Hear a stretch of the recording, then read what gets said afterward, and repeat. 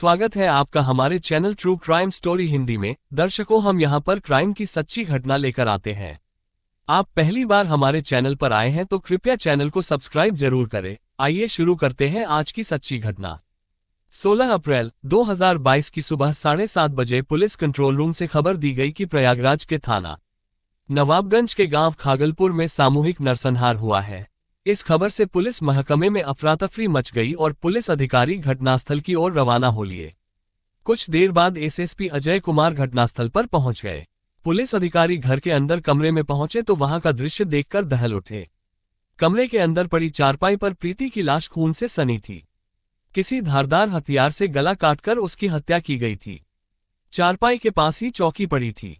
उस पर उसकी बेटियों माही 12 वर्ष, पीहू 9 वर्ष तथा पाहू 5 वर्ष की लाशें पड़ी थीं। उन तीनों की भी किसी धारदार हथियार से गला काटकर हत्या की गई थी। कमरे के अंदर खून ही खून फैला था। दीवारों पर भी खून के छींटे दिखाई दे रहे थे। निरीक्षण के दौरान पुलिस अधिकारी आंगन में पहुंचे तो वहां का नजारा भी दिल दहला देने वाला था। घर के मुखिया राहुल तिवारी का शव छत पर लगे लोहे के जाल में साड़ी के फंदे से झूल रहा था। आंगन में फोल्डिंग पलंग पड़ा था जिसके ऊपर प्लास्टिक की 2 कुर्सियां रखी थीं। संभवतः इन्हीं कुर्सियों पर चढ़कर उसने फंदा गले में कसा था। राहुल बनियान व पैंट पहने था। उसके हाथों व बनियान पर खून के छींटे थे। शरीर पर अन्य किसी तरह के चोट के निशान नहीं थे। राहुल की उम्र 42 वर्ष के आसपास थी। राहुल के शव के पास से पुलिस को 2 पन्नों का लिखा एक सुसाइड नोट भी मिला। पुलिस ने उसे सुरक्षित कर लिया। पुलिस अधिकारियों को कमरे से 2 मोबाइल फोन बरामद हुए। वो संभवतः राहुल व उसकी पत्नी प्रीति के थे। एक मोबाइल फोन में राहुल के बड़े भाई मुन्ना का फोन नंबर सेव था। अतः पुलिस ने घटना की जानकारी मुन्ना को दी और यथाशीघ्र घटनास्थल पर पहुंचने को कहा। पुलिस के आला अधिकारियों ने घर के बाहर निरीक्षण किया तो घर के सामने प्याज के खेत में उन्हें खून सना चापड़ मिला। अधिकारियों ने अनुमान लगाया कि इसी चापड़ से प्रीति तथा उसकी बेटियों की हत्या की गई होगी। साक्ष्य के तौर पर चापड़ को भी सुरक्षित कर लिया गया। पुलिस निरीक्षण के बाद फोरेंसिक टीम ने घटनास्थल का निरीक्षण किया और साक्ष्य जुटाए। टीम ने चापड़, दीवार सहित कई जगह से फिंगरप्रिंट भी लिए। सरोज ने देखी थी घर में 5 लाशें। घटनास्थल पर मृतक राहुल तिवारी का पड़ोसी दद्दू सरोज मौजूद था। उसने बताया कि राहुल के परिवार से उसके अच्छे संबंध थे। रोजाना मिलना जुलना था। दोनों परिवारों के बच्चे एक साथ खेलते थे। 7 बजे के करीब उसकी मंझली बेटी सुमन पीहू को बुलाने पहुंची तो मुख्य द्वार पर लगा चैनल खुला हुआ था। पीहू को कई बार आवाज लगाने पर भी जब कोई जवाब नहीं मिला तो वो भीतर जाने लगी। उसने कुछ ही कदम बढ़ाए थे कि आंगन में राहुल को फंदे पर लटके देखा। वो चीखते हुए बाहर की ओर भागी। सुमन के चीखने की आवाज सुनकर वो और परिवार के अन्य लोग पहुंचे तो सबसे पहले राहुल फांसी पर लटका दिखाई दिया। शोरगुल मचाने पर आसपास के अन्य लोग आ गए। उसके बाद भीतर गए तो कमरे का दृश्य देखकर सबके होश उड़ गए। फिर थाना नवाबगंज पुलिस को सूचना दी। उसके बाद पुलिस की आवाजाही शुरू हो गई। दद्दू सरोज ने पुलिस को ये भी जानकारी दी कि राहुल तिवारी ने उसके बेटे अभिषेक की शादी कौशाम्बी में तय कराई थी। आज दोनों परिवारों को गोद भराई की रस्म पूरी करने के लिए कौशाम्बी जाना था। दद्दू सरोज ने यह भी बताया कि इस मकान में एक अन्य किराएदार संदीप भी है। वो राहुल की बेटियों को ट्यूशन पढ़ाता था। साथ ही नौकरी की तलाश में जुटा है, लेकिन इधर 2 दिन से घर पर नहीं है। पता नहीं कहाँ गया है। संदीप शक के दायरे में आया तो पुलिस ने उसकी तलाश शुरू कर दी। अब तक घटनास्थल पर भारी भीड़ जुट गई थी। घटना को लेकर लोगों में गुस्सा साफ नजर आ रहा था। कहीं अराजक तत्व इसका फायदा न उठा ले। अतः पुलिस अधिकारियों ने खागलपुर गांव को छावनी में बदल दिया और निगरानी में जुट गए। घटना की सूचना पाकर सांसद केसरी देवी पटेल तथा क्षेत्रीय विधायक गुरु प्रसाद मौर्य भी घटनास्थल पर आ गए थे। उन्होंने एसएसपी अजय कुमार के साथ घटनास्थल का निरीक्षण किया और लोगों को भरोसा दिलाया कि जल्दी ही घटना का खुलासा हो जाएगा। अभी सांसद और विधायक निरीक्षण कर ही रहे थे कि मृतक राहुल के परिवार वाले आ गए। भाई का शव देखकर मुन्ना व विवेक फफक पड़े। वहीं दोनों बहनें नीतू व ज्योति भी फूट फूट कर रोने लगी। पुलिस कर्मियों ने किसी तरह उन्हें धैर्य बंधाया और शव से अलग किया। ज्योति व नीतू ने रोते हुए आरोप लगाया कि उसके भाई की हत्या उसके ससुराल वालों ने की है। दोनों बहनों ने पुलिस अधिकारियों से हाथ जोड़कर कहा कि वह ससुराली जनों के खिलाफ रिपोर्ट दर्ज कर उन्हें जेल भेजें।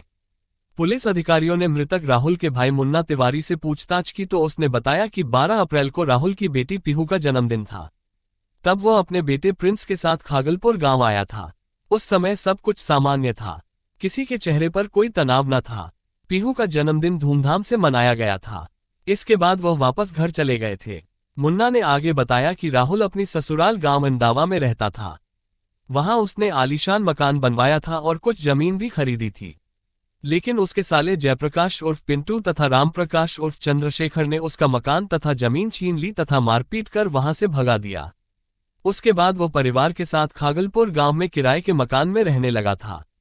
पशुओं का व्यापार कर वो अपने परिवार का खर्च चलाता था। मुन्ना ने तहरीर देकर दोनों सालों तथा उसके दोस्त मनोज उर्फ मैनेजर तथा अभिषेक तिवारी के विरुद्ध रिपोर्ट दर्ज कर उन्हें गिरफ्तार करने का अनुरोध किया। अब तक सामूहिक नरसंहार की गूंज प्रयागराज से राजधानी लखनऊ तक पहुंच चुकी थी।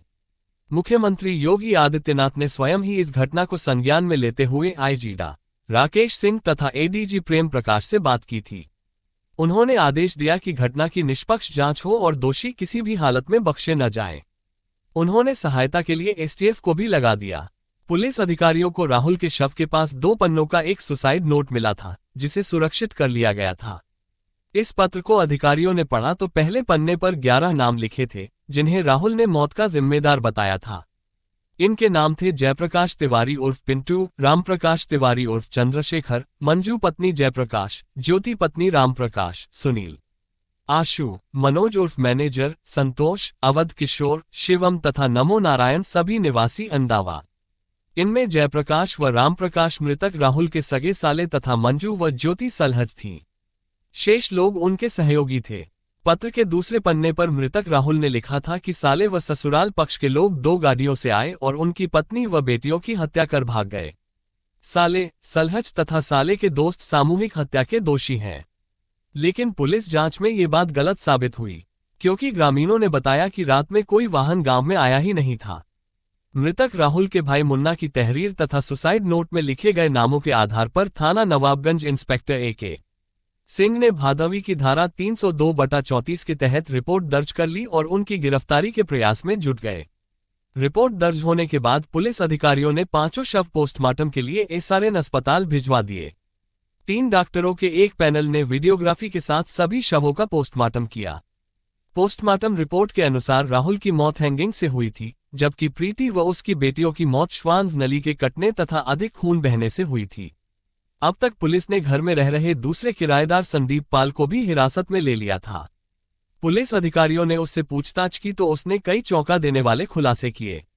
संदीप पाल ने बताया कि वो सुरेश शुक्ला के मकान में किराए पर रहता है और प्रतियोगी परीक्षाओं की तैयारी कर रहा था। राहुल तिवारी के परिवार से उसके अच्छे संबंध थे।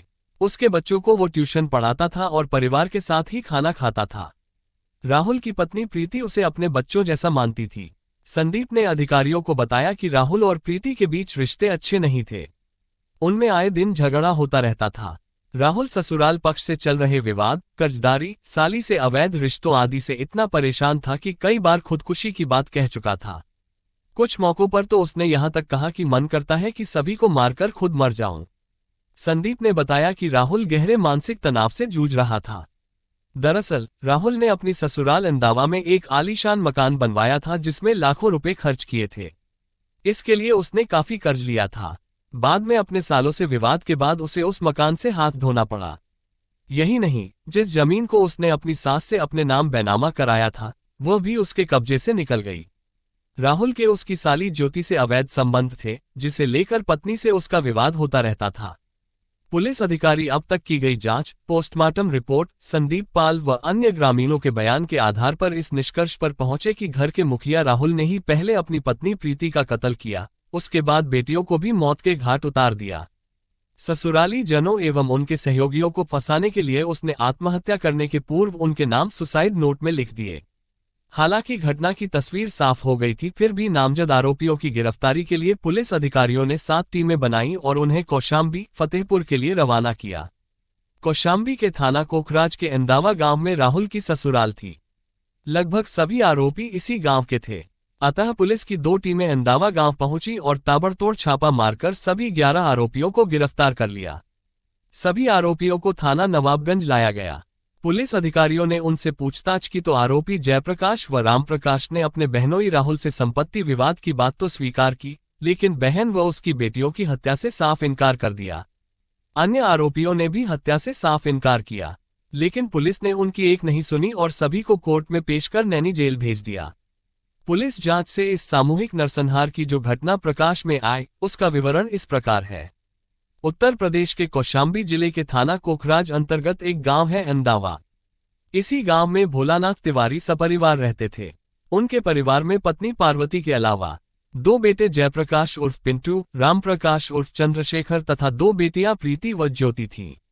भोलानाथ तिवारी किसान थे। खेतीबाड़ी से ही वह अपने परिवार का पालन पोषण करते थे। वर्ष 1990 में गंभीर बीमारी के चलते भोलानाथ का निधन हो गया। पति की मौत के बाद 4 बच्चों के पालन पोषण की जिम्मेदारी पार्वती पर आ गई। संकट के दिनों में पार्वती ने बच्चों को पालपोस कर बड़ा किया। जयप्रकाश व रामप्रकाश का मन खेती किसानी में नहीं लगता था, इसलिए दोनों भाइयों ने गांव छोड़ दिया और लखनऊ आ गए। यहां वे प्राइवेट नौकरी कर अपना खर्च चलाने लगे। भाई बहनों में प्रीति सबसे बड़ी थी। वो बचपन से ही चंचल स्वभाव की थी। जवान हुई तो उसमें चंचलता और बढ़ गई। वो बनसंवर कर रहती और गली मोहल्ले में इतराती चलती थी। उसकी मदमस्त जवानी और चंचलता ने कई युवकों की नींद हराम कर दी थी। वे बंद आंखों से उसे पाने का सपना संजोने लगे थे, लेकिन प्रीति उन्हें पास नहीं फटकने देती थी। पार्वती के घर मुन्ना तिवारी का आना जाना था। वो पड़ोसी गांव भदवा का रहने वाला था और दूर का रिश्तेदार था। मुन्ना 3 भाइयों में सबसे बड़ा था। मंझला भाई राहुल था, जबकि सबसे छोटा विवेक था। 2 बहनें ज्योति व नीतू थीं। मुन्ना के पिता त्रिपुरारी कर्मकांडी ब्राह्मण थे। वो लगभग 8 बीघा उपजाऊ भूमि तथा 2 पक्के मकान के मालिक थे। मुन्ना की पत्नी आरती को जब पता चला कि उसका पति एक कुंवारी लड़की को भगा ले गया है, तो उसने बखेड़ा शुरू कर दिया। उसने अपने स्तर पर पता लगाकर और पति पर दबाव बनाकर प्रीति को बरामद किया और उसकी मां को सौंप दिया। प्रीति के भाग जाने से पार्वती की समाज में बदनामी हुई थी। अब उसे उसके ब्याह की चिंता सताने लगी थी। प्रीति कहीं दोबारा कोई गलत कदम न उठा ले, इसलिए वो जल्द ही उसके हाथ पीले कर देना चाहती थी। इसी बीच प्रीति से संबंध बनाए रखने के लिए मुन्ना ने एक चाल चली। उसने पार्वती को राजी कर प्रीति का विवाह अपने भाई राहुल तिवारी से करा दिया। राहुल उस समय इलाहाबाद विश्वविद्यालय में संविदा पर काम करता था। कोर्ट मैरिज करने के बाद प्रीति राहुल के साथ रहने लगी। जमीनी विवाद के कारण राहुल की अपने भाइयों से पटरी नहीं खाती थी।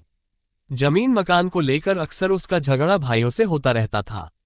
इस कारण राहुल शादी के बाद अपनी ससुराल अंदावा में रहने लगा। ससुराल में रहते राहुल ने कुछ सालों में ही अपना सिक्का जमा लिया। यही नहीं, उसने सास पार्वती को बहला फुसलाकर 16 बिस्वा जमीन भी अपने नाम करा ली। भारी कर्ज लेकर उसने ससुराल में एक आलीशान मकान भी बना लिया। मायके में रहते प्रीति ने 3 बेटियों को जन्म दिया। राहुल अपनी बेटियों को बहुत प्यार करता था और उनकी हर जरूरत को पूरा करता था। राहुल खुद भी ठाट-बाट से रहता था और पत्नी बच्चों को भी अच्छे से रखता था। इस ठाट-बाट के लिए वो कर्ज लेने से भी गुरेज नहीं करता था। कौशाम्बी के पश्चिम शरीरा का रहने वाला सुनार पुष्पराज लोगों को ब्याज पर पैसे देता था। राहुल भी इसी पुष्पराज सुनार से पैसा लाता था। आलीशान मकान बनवाने व अन्य खर्चों के लिए वो लगभग 20 लाख रुपए पुष्पराज से ले चुका था। रुपए मांगने वो अक्सर राहुल के पास आता था। रुपए न देने पर वो उसे धमकाता भी था। राहुल रंगीन मिजाज भी था। 3 बेटियों को जन्म देने के बाद प्रीति अब उसे फीकी लगने लगी थी। इसी दौरान राहुल के अपनी 25 वर्षीय कुंवारी साली ज्योति से अवैध संबंध हो गए। एक दिन पार्वती ने ज्योति को राहुल की बाहों में झूलते देखा तो वह अवाक रह गई। उसने बेटी व दामाद दोनों को फटकार लगाए। यही नहीं, उसने प्रीति को भी सतर्क कर दिया और राहुल पर नजर रखने को कहा। निगाह रखने का परिणाम ये हुआ कि एक रात प्रीति ने भी राहुल को ज्योति के साथ देख लिया। फिर तो उस रात घर में जमकर हंगामा हुआ। प्रीति ने छोटी बहन ज्योति को भी खूब खरी खोटी सुनाई। उसने ज्योति से स्पष्ट शब्दों में कहा कि वो उसकी सौतन बनने की कोशिश न करे, अन्यथा इसका परिणाम अच्छा नहीं होगा। लेकिन चेतावनी के बाद भी न ज्योति मानी और न ही राहुल। दोनों को जब भी मौका मिलता मिलन कर लेते। ज्योति को लेकर अब प्रीति व राहुल के बीच अक्सर झगड़ा होने लगा था। प्रीति ने मां पर दबाव बनाकर ज्योति की शादी कुंडा निवासी सूरज के साथ करा दी। लेकिन राहुल ज्योति को ससुराल नहीं भेजता था। वो किसी भी कीमत पर ज्योति को खोना नहीं चाहता था। ज्योति मायके में ही ज्यादा रहती थी। इसी बीच बीमारी के चलते ज्योति के पति सूरज की मौत हो गई तो वह मायके में ही रहने लगी थी। राहुल यही तो चाहता था। राहुल के साले जयप्रकाश व रामप्रकाश लखनऊ में नौकरी करते थे। दोनों भाइयों को जब पता चला कि उसके बहनोई ने धोखाधड़ी कर 16 बिस्वा जमीन का अपने नाम बैनामा करा लिया है और बहन ज्योति को भी बहला फुसलाकर उससे संबंध बना लिए हैं तो उनका माथा ठनका। वे नौकरी छोड़कर गांव आ गए और खेती किसानी करने लगे। वो घर खेत की रखवाली करने लगे और बहन ज्योति पर भी नजर रखने लगे। इसी बीच जयप्रकाश की मंजू से तथा रामप्रकाश की ज्योति से शादी हो गई। जुलाई 2021 में राहुल और उसके सालों जयप्रकाश व रामप्रकाश के बीच जमकर झगड़ा हुआ। इस झगड़े में परिवार वालों ने दोनों भाइयों का साथ दिया। सबने मिलकर राहुल को जल्द घर छोड़ने की चेतावनी दे दी। मजबूर होकर राहुल ने नवंबर 2021 में अहमदाबाद स्थित ससुराल का घर छोड़ दिया और प्रयागराज से 40 किलोमीटर दूर नवाबगंज थानांतर्गत खागलपुर गांव में सुरेश शुक्ला के मकान में किराए पर रहने लगा। सुरेश शुक्ला बीएसएफ में सहायक कमांडेंट थे और प्रयागराज में रहते थे। परिवार के भरण पोषण के लिए राहुल पशुओं की खरीद फरोख्त का व्यापार करने लगा था, लेकिन इस व्यापार में उसे इतना मुनाफा नहीं होता था कि वो परिवार को ठीक से चला सके। कर्ज लेकर उसे गृहस्थी चलानी पड़ रही थी। इसी मकान में एक अन्य किराएदार संदीप पाल रहता था। वो नौकरी की तलाश में था और प्रतियोगी परीक्षाओं की तैयारी में जुटा था। संदीप मिलनसार था, जल्द ही उसकी दोस्ती राहुल से हो गई। वो उसकी बेटियों को ट्यूशन पढ़ाने लगा तथा उसके परिवार संग खाना खाने लगा। राहुल की पत्नी प्रीति भी उसे अपने बच्चों जैसा सम्मान देती थी। राहुल का अपने पड़ोसी दद्दू सरोज के साथ भी अच्छा व्यवहार था। दोनों परिवारों के बच्चे एक दूसरे के घर खेलने आते थे। दद्दू सरोज की मंझली बेटी सुमन और राहुल की मंझली बेटी पीहू के बीच गहरी दोस्ती थी। दोनों हमउम्र थी। पीहू सुबह ही उसके घर खेलने पहुंच जाती थी। राहुल और प्रीति के बीच रिश्ते सामान्य नहीं थे। दोनों के बीच अक्सर झगड़ा होता रहता था। झगड़ा कर्जदारी और बहन ज्योति के साथ नाजायज रिश्तों को लेकर होता था। दरअसल राहुल लगभग 20 लाख का कर्जदार था। ये कर्जा उसने पुष्पराज सुनार से लिया था, जो कौशाम्बी के पश्चिम शरीरा का रहने वाला था। जिस दिन वो कर्ज का तगादा करने आता और राहुल को डराता धमकाता, या जिस दिन राहुल साली ज्योति से बतियाता और उससे हंसी मजाक करता, उस दिन राहुल का प्रीति से झगड़ा होता और कई दिनों तक बोलचाल बंद रहती। राहुल घर के कलह से परेशान था। वो अपनी व्यथा संदीप से शेयर करता था। बातों बातों में राहुल ऐसी बात कह जाता जिसे सुनकर संदीप कांप उठता। राहुल को अब अपना जीवन नीरस लगने लगा था, क्योंकि ससुराल का आलीशान मकान, जिसे उसने कर्ज लेकर बनवाया था, वो उससे छीन गया था। जिस जमीन का बैनामा उसने कराया था, वह भी सालों ने छीन ली थी और साली ज्योति जो उसके जीवन में रस घोलती थी, वह भी दूर हो गई थी। राहुल को लगने लगा कि अब उसके जीने का कोई मकसद नहीं है। फिर लगा कि यदि उसने जीवन समाप्त कर लिया तो उसकी बेटियों का क्या होगा, उनको कौन संभालेगा। काफी सोच विचार के बाद राहुल ने अपनी हताश जिंदगी का अंत करने के पहले अपने पूरे परिवार को मिटाने का निश्चय किया। 12 अप्रैल 2022 को राहुल ने अपनी मंझली बेटी 9 वर्षीय पीहू का जन्मदिन धूमधाम से मनाया। जन्मदिन उत्सव में शामिल होने राहुल का बड़ा भाई मुन्ना व भतीजा प्रिंस भी आया, लेकिन उसने अपने खतरनाक इरादों की भनक किसी को नहीं लगने दी। जन्मदिन पार्टी में किराएदार संदीप पाल भी शामिल हुआ था, लेकिन दूसरे रोज वो किसी काम से प्रतापगढ़ चला गया था। 15 अप्रैल 2022 की रात 8 बजे राहुल ने पत्नी व बेटियों के साथ खाना खाया। उसके बाद प्रीति कमरे में पड़ी चारपाई पर लेट गई और माही, पीहू और पाहू चौकी पर लेट गईं। कुछ देर बाद वो सो गई। इधर राहुल की आंखों से नींद कोसों दूर थी। वो देर रात तक चहलकदमी करता रहा, फिर चापड़ लेकर कमरे में पहुंच गया। कमरे में प्रीति व उसकी तीनों बेटियां गहरी नींद सो रही थीं। राहुल ने पहले प्रीति के गले पर चापड़ से प्रहार किया, जिससे उसका गला कट गया और उसकी मौत हो गई। उसके बाद राहुल ने बारी बारी से तीनों बेटियों को भी मौत के घाट उतार दिया। पत्नी व बेटी की हत्या करने के बाद उसने कत्ल में काम लिया। चापड़ घर के सामने प्याज के खेत में छिपा दिया। फिर कमरे में आकर सुसाइड नोट लिखा, जिसमें उसने साले सलहद सहित 11 नाम लिखे और उन्हें हत्यारोपी बताया। इसके बाद उसने आंगन में लोहे के जाल में साड़ी बांधकर फंदा बनाया और झूल गया। पुलिस ने मृतक राहुल के भाई मुन्ना द्वारा दर्ज कराई गई रिपोर्ट के आधार पर 11 नामजद लोगों को हत्या के आरोप में जेल भेज दिया, लेकिन विवेचना में यदि ये लोग निर्दोष पाए गए तो हत्या की धारा हट जाएगी। उसके बाद उन पर आत्महत्या के लिए प्रेरित करने की धारा 309 के तहत ही कोर्ट में मुकदमा चलेगा। बहरहाल कथा लिखे जाने तक सभी आरोपी नैनी जेल में बंद थे। मिलते हैं दर्शकों एक और सच्ची कहानी लेकर, तब तक सावधान रहें, सतर्क रहें, अपना ख्याल रखें। जय हिंद।